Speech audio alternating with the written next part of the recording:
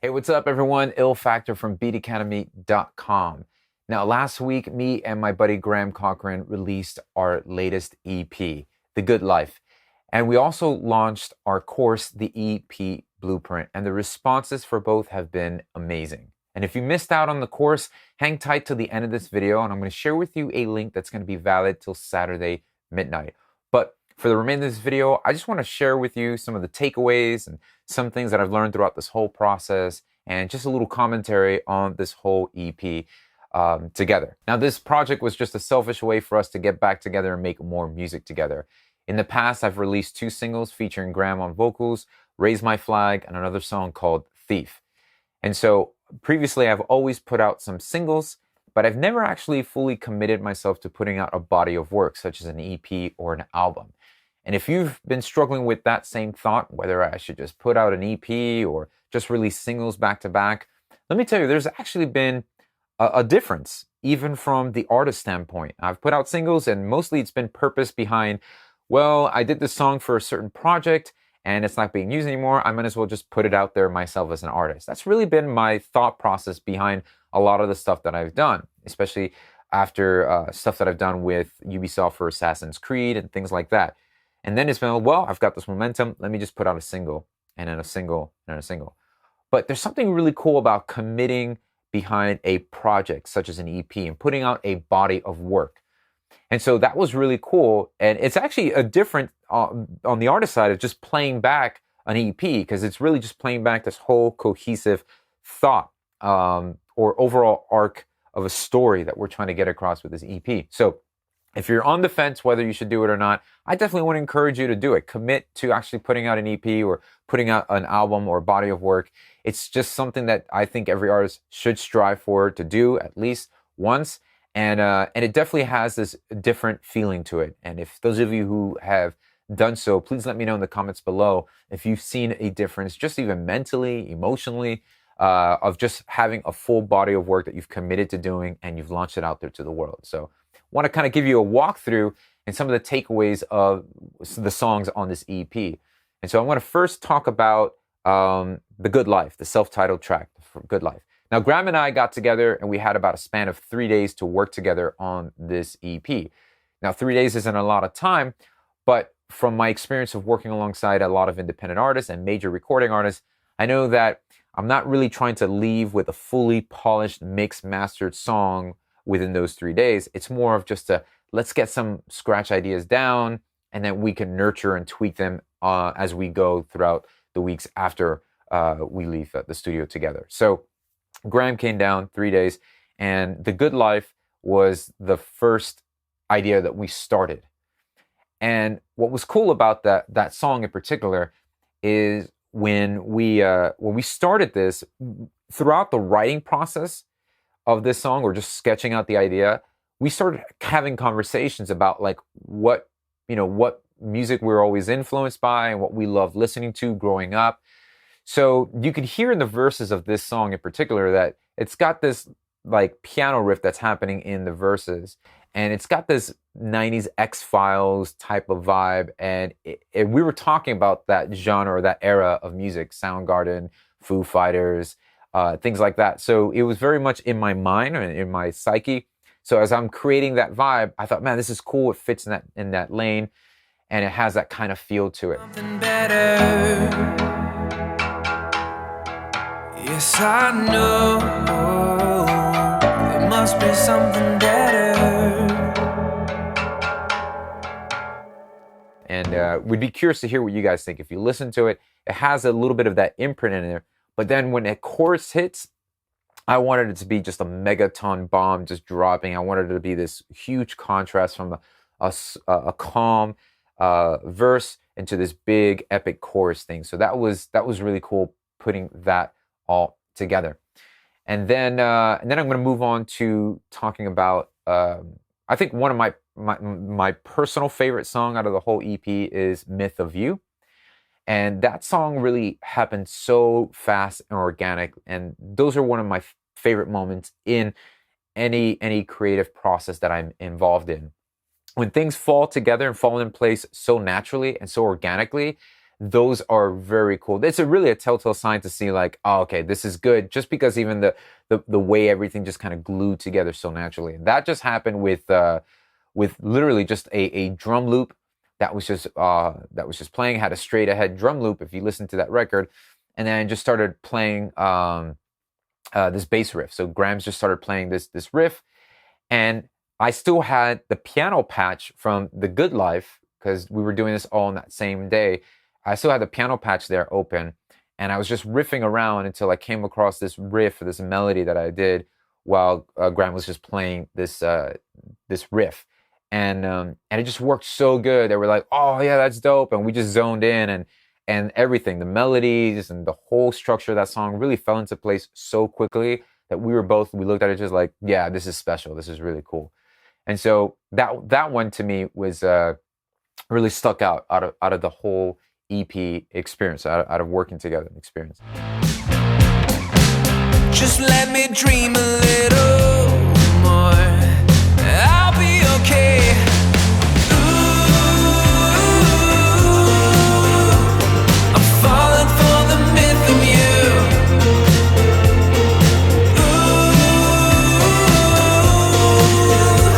I'm falling for the myth of you.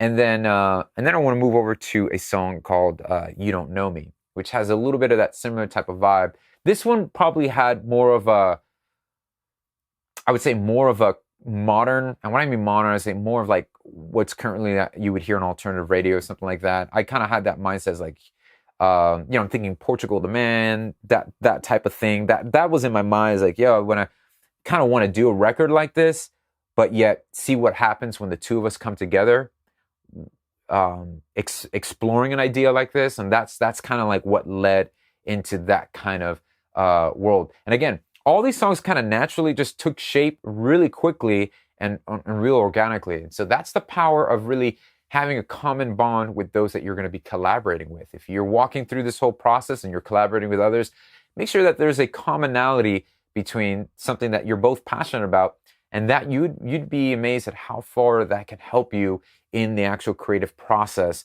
when you're working alongside someone like that. So it just naturally happened between Graham and I. It was really cool to see that happen so organically. So yeah, that went on really well. That's "You Don't Know Me," and we were just kind of just messing around with like the chorus melodies, like "You don't know me." It was just mumbling at first. We didn't have any set lyrics, but I was just doing something like on my voice memo. I was like, ooh, ooh, ooh, and I would just do it over and over against this loop and this vibe, and I just sent it, straight to my voice memo, and we had it in the DAW, and you can even hear it at the very beginning of that song. That ooh, we thought it was cool. It was a placeholder for what we'll put in the chorus, but we ended up just leaving it in there. So those cool things like that are really cool to reflect upon.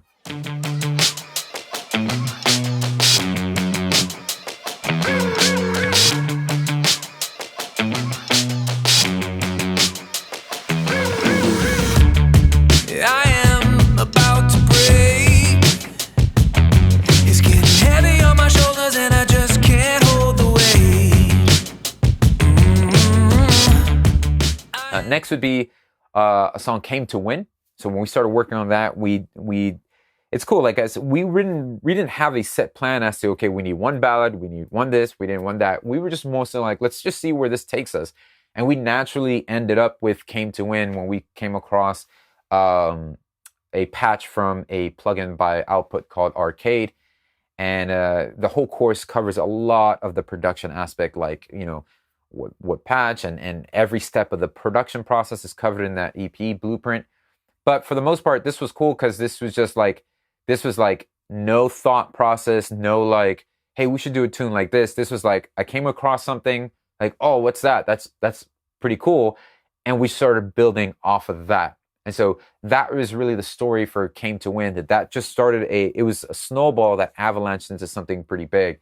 Cool thing about that track in particular, "Came to Win," a good friend of mine came, not to win, but he came over to the studio, and he actually brought his kids over, and I was like, yo, before you leave, I need something from you really quick. And that was the idea of recording him and his 3 kids together to produce like a gang vocal and have like a choir type of feel for the bridge or the last part of Came to Win.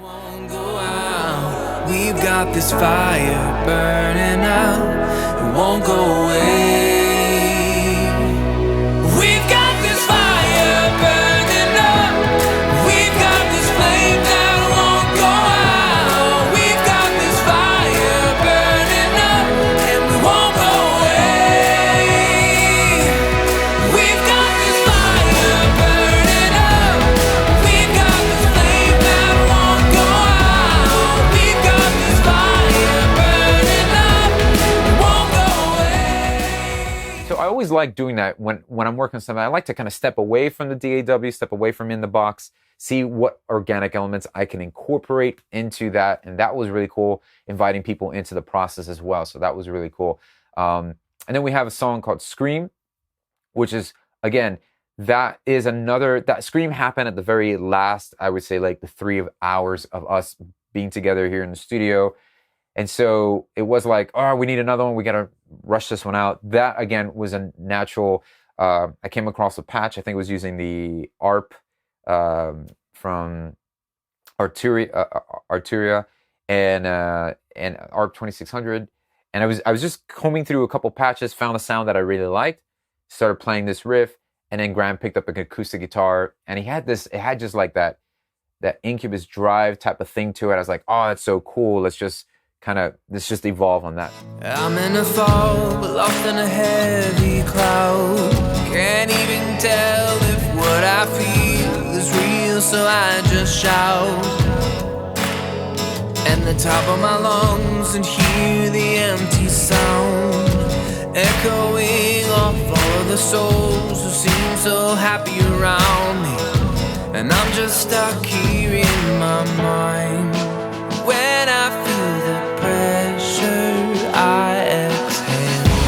Oh, So a lot of the things from this EP, I think if I had to summarize it, would be a natural response to it's really being moved by a certain or vibe, right? And no, this is a long story, long way around the barn, but a lot of things that spark the inspiration for songs really came from stuff that's like, wow, that really, I fed a lot off the energy of Graham when his ears were perked up. They're like, whoa, that's something cool. What's that? And that, even though I might have heard that patch or that sound or that drum loop 1,000 times, having somebody sit alongside me and just hear it for the first time to them was like, oh yeah, maybe it is cool. So a lot of this really opens the door to this whole collaborative process. It's this thought that if you're just in a rut where you're just not able to just move forward because you're just not finding that creative spark, try thinking of inviting somebody into that creative process with you. Because what you might have heard over and over again and has like completely been numb to you could be really exciting to someone else. And that excitement can also overflow onto you, causing you to want to build new momentum into moving forward with that idea as well. So that's kind of the overall takeaway from this EP, is this thing that I do every day. I'm in and out. I'm in studio sessions with singers, songwriters, recording artists, and I'm producing, whether it's either for video game, film, or whatever it is that I'm working on. Sometimes I just get into that hamster wheel of like, same old. I'll use the same loops. I'll use the same drum sounds and things like that. And so I was a little nervous when Graham came in because I was like, okay, like, am I going to open up the same folder, same sounds? But then I just realized that he's never heard that stuff. It's new to him. And having his reaction to it for the first time, I was like, oh, yeah, it's cool. So that's a big takeaway here for me about this EP. Definitely check it out. Now that you've heard a lot of my thoughts and things that I've shared about it, feel free to click the link below to check out the EP itself. Love to hear your comments about what song resonates with you the most. Let me know if you like it. Let me know if you hate it. Well, no, don't let me know that. But fine, it's cool if you want. But yeah, let me know your thoughts on the EP. And also, as I mentioned earlier in the beginning of this video, I want to provide with you a link if you've missed out on the ability to jump on this EP Blueprint course. Now, as I mentioned, this whole process that I walked through of us coming together and creating this EP, we documented the whole process. And we didn't just want to just document it. We didn't want you to just watch a documentary. We wanted to give you a step-by-step guide, walk you through every step of the process from planning the EP, from actually how do you reach out and collaborate? Because I've just spent this whole time talking about collaborating, but maybe you're like, look, I have nobody to collaborate with. I share with you strategies on how to actually achieve ways of collaborating with people, not just maybe even locally, but from all over the world. We talk about how to actually even create the album art and really using resources that will cost you up to nothing. Like, how can you put this EP out for less than $100? So that was really at the heart behind us putting this together. We go into depth about production. How do I end up producing this 4-bar riff into a fully fledged song? Graham goes into great detail on great tips in mixing the songs and mastering it, getting it up to a commercial standard, how to get your song ready so that it meets the commercial standards of all the other songs that are being pumped out every day. And then we also talk about, well, it's not just enough to create the EP and finally get it out there, although that is a great feat in itself. But then how do you get your first 1,000 streams? How do you market your EP? How do you develop a fan base? Is there a blueprint to follow with what you should be doing strategy-wise before launching your EP? We cover that, and we cover every step of that process. We even get a little bonus pointers from a good friend of ours, Adam Ivy, who shares a lot on Spotify strategies and things like that. So if you want to jump on this course, we're going to open up just for a brief moment. So use the link below so you can take advantage of us opening up this course for the next couple of days and get started on creating your EP.